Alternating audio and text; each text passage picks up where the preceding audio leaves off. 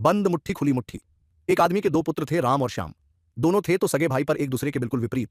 जहां राम बहुत कंजूस था, वहीं श्याम को फिजूल खर्ची की आदत थी। दोनों की पत्नियां भी उनकी इस आदत से परेशान थीं। घरवालों ने दोनों को समझाने के बहुत प्रयास किए, पर ना राम अपनी कंजूसी छोड़ जाता और ना ही श्याम अपनी फिजूल खर्ची से बाज आता। एक बार गांव के करीब ही एक सिद्ध महात्मा का आगमन हुआ। वृद्ध पिता ने सोचा क्यों न उन्हीं से इस समस्या का समाधान पूछा जाए, और अगले ही दिन वे महात्मा जी के पास पहुंचे। महात्मा जी ने ध्यानपूर्वक उनकी बातें सुनी और अगले दिन दोनों पुत्रों को लेकर आने को कहा। पिताजी तय समय पर पुत्रों को लेकर पहुंच गए। महात्मा जी ने पुत्रों के सामने अपनी बंद मुट्ठियां घुमाते हुए कहा, बातो यदि मेरा हाथ हमेशा के लिए ऐसा ही हो जाए तो कैसा लगेगा? पुत्र बोले, ऐसे में तो ऐसा लगेगा जैसे कि आपको कोर हो। अच्छा, अगर मेरे हाथ हमेशा के लिए ऐसे हो जाएं तो कैसा लगेगा? महात्मा जी ने अपनी फैली हथेलियां दिखाते हुए पूछा। जी, तब भी यही लगेगा कि आपको कोर है, पुत्र बोले।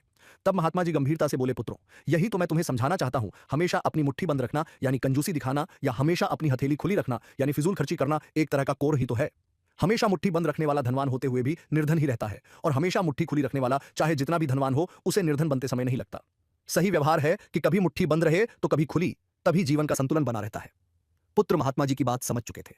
अब उन्होंने मन ही मन सोच समझकर ही खर्च करने का निश्चय किया।